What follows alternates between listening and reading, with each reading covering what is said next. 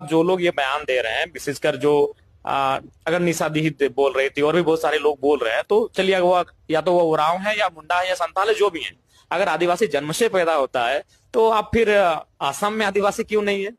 देखिए, इनको लगता है कि वही लोग पढ़ते लिखते हैं, हम लोग तो कुछ जानते नहीं है। आदिवासी जन्म से होता है या सरकारी कागज से? हमारे डुमरी के एमएलए जयराम दादा ने तर्क दिया, असम वाला, बोले कि अगर आदिवासी जन्म से होता है तो असम में हमारे संथाल, उरांव, मुंडा भाई लोग ओबीसी में क्यों हैं? वो इसलिए दादा क्योंकि उन्हें टी ट्राइब कम्युनिटी कहा जाता है, मतलब वे मूल रूप से झारखंड, ओडिशा और छत्तीसगढ़ के निवासी हैं, जिन्हें 19th सेंचुरी में चाय बागान में काम करने के लिए अंग्रेजों के द्वारा असम में लाकर बसाया गया था। और उन्हें एसटी की सूची में इसलिए अभी तक शामिल नहीं किया गया क्योंकि वहाँ की जो ओरिजिनल ट्राइबल कम्युनिटीज है, जैसे आपकी देवरी, गारो, खासी, नागा इत्यादि के जो पॉलिटिकल और डेमोग्राफिक राइट्स है, उनका चीरहरण ना हो सके। क्योंकि अगर किसी को भी एसटी के स्टेटस में शामिल कर दिया गया तो वो रिजर्वेशन बैलेंस को अल्टर कर देगा। तो ये हक की नहीं, अस्तित्व का सवाल है, क्योंकि एसटी का दर्जा कोई गरीबी हटाओ योजना नहीं है। ये उन समुदायों के लिए संवैधानिक सुरक्षा कवच है जिनकी अपनी अलग भाषा, संस्कृति और जल जंगल जमीन से जुड़ाव रहा है और जिन्हें समाज की मुख्य धारा से सदियों तक अलग रखा गया था। जयराम दादा ने दूसरे राज्य का उदाहरण दिया, चलिए हम भी देते हैं।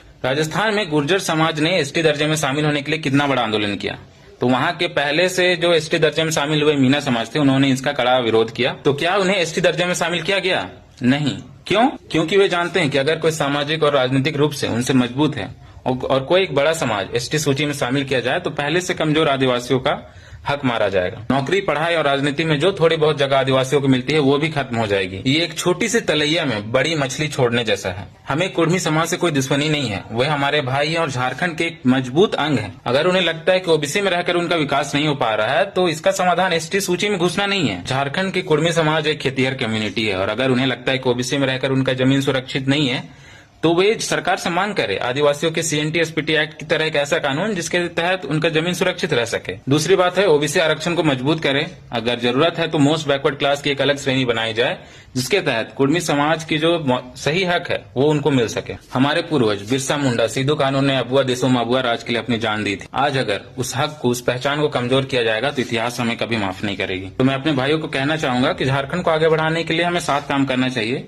एक दूसरे का हक छीनकर नहीं बल्कि एक दूसरे का हक सुरक्षित करके। तो आपसे अनुरोध है इस वीडियो को हर एक कुर्मी आदिवासी भाइयों तक पहुंचाया जाए जिससे लड़ाई के बदले समाधान निकले।